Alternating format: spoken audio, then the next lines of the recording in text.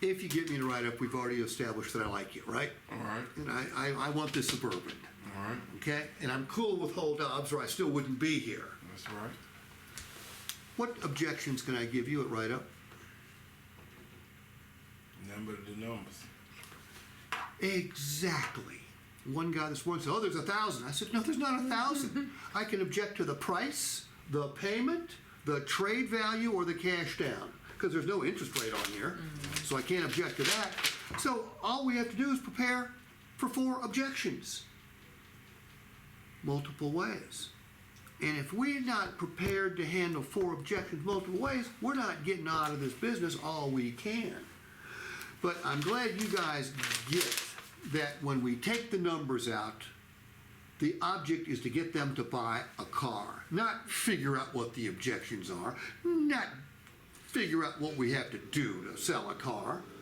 I mean, you may find all that out, but my intention is to get you to say, "Yes, please let me take delivery today."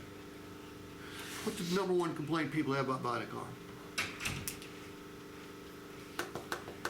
Pay. No. Number one complaint people have about buying a car or truck, new or used, at any dealership in this country: Service. the time it Oh. takes. Oh, yeah.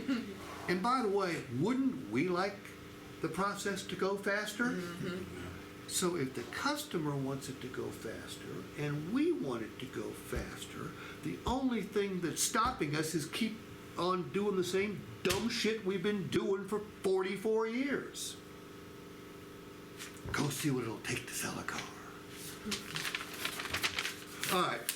Most sales consultants lose control of the closing process immediately by putting the numbers down in front of the customer. You just lost control of the process because now the customer's all over this. They're formulating their strategy. Okay? Keep it folder. Some people put it face down and just spend 35, 40 seconds reminding them what they liked about the car, reminding them that the price is going to be, what brought them in, and if it's a new car, new vehicle, or a used vehicle that's certified pre-owned, remind them about all the cool stuff that comes with the vehicle. Okay? What's a good deal in Birmingham, Alabama, in the mind of a customer? Yes, they get them approved. Get them approved. Okay. Granted. Let's say it's a customer with a 750 Beacon. What's a good deal in that customer's mind? I just gave you the answers. Getting them out of here quick enough. No, it's a perception. It's the same. A good deal is the same in Los Angeles, Detroit, Atlanta, Memphis, Birmingham, Lafayette, Louisiana, Orlando. It's the same everywhere. It's the customer's perception. Who's responsible for the perception? We are. Absolutely. All right.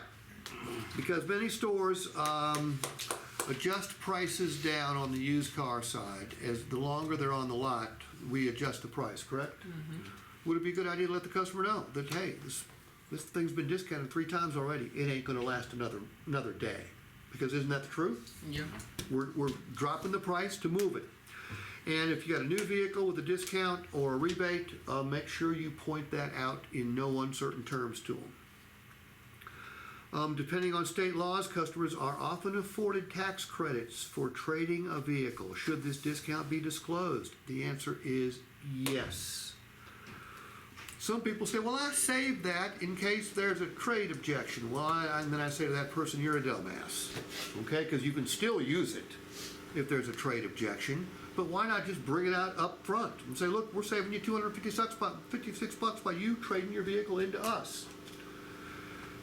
There is no one correct way to write up a deal, by the way. I love the way these deals are written up. Okay? That's how much I love it. I love the matrix, okay? It gives me stories to tell. It gives me term stories, gives me cash stories, gives me payment stories.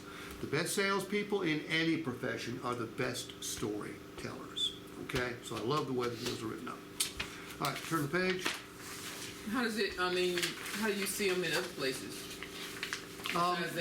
This is far and away the most popular format that I see. Okay.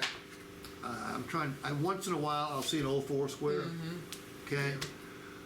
Once in a while, in a store that is run by the F&I department, I'll see just differences, no payments at all, which I think is crazy, because then the finance department makes all the money and the salespeople don't.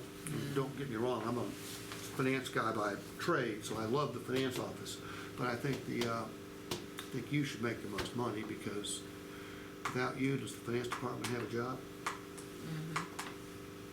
Yep. Hope you remind your finance people of that from time to time.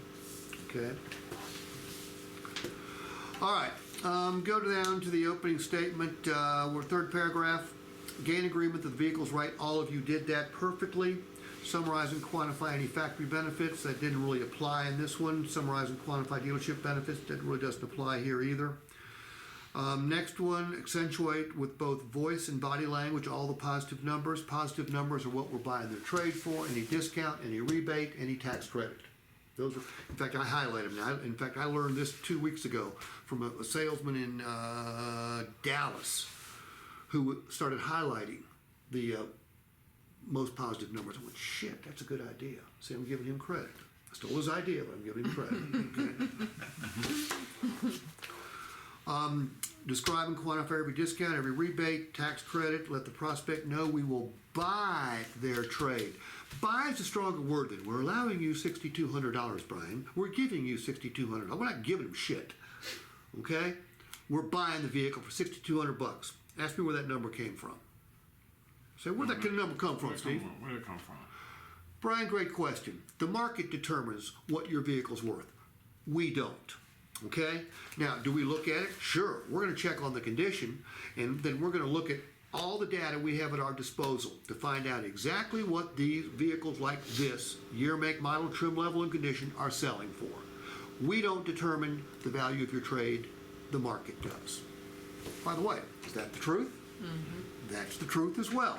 Certainly, somebody here at the store puts a final number on it, but basically they're looking at the condition of the vehicle. Then they're going to their computer and finding out what it's selling for at auction or elsewhere. Again, consumer needs to know that. All right, go down to elements of the payment stories. Every term is a great term. Short term offers savings in most cases, 0% being the exception. Ford doesn't have any 0% right now, do they? No. No, I'm not. I don't think anybody does. I've seen some. It's like 36 months on 36 months on F-150. F-150s, right? So it is 0. Okay, then short term, we couldn't save many money. How many people are financing F-150s for 36 months? Right, exactly. Rich people.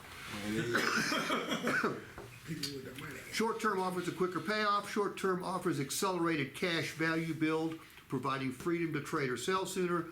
Longer-term offers comfort, because the payments are lower, and flexibility. Don't offer your customers more than 3 or 4 payment options. I say 4 because sometimes these matrices have got 4 different terms. Okay, so that would give them 16 different options.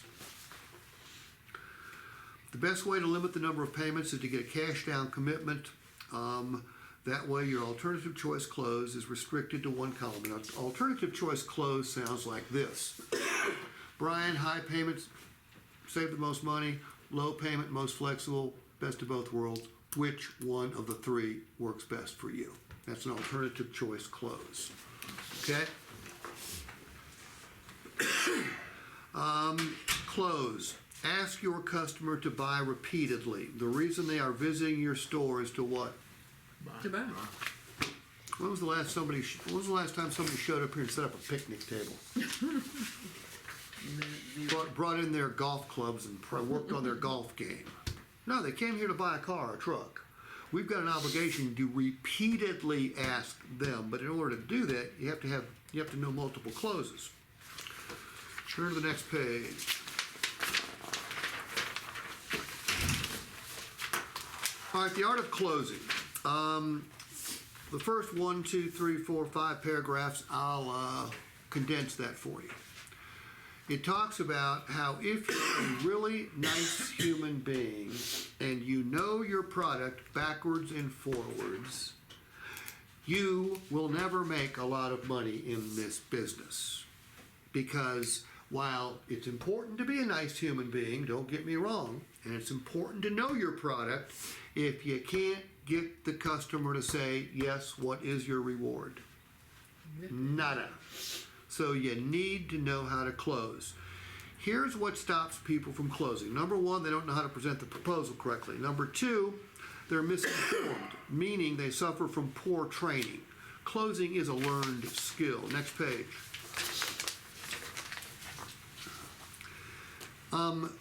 There's only 4 objections, and they're not taught to how. They don't know how to handle any of them. Okay?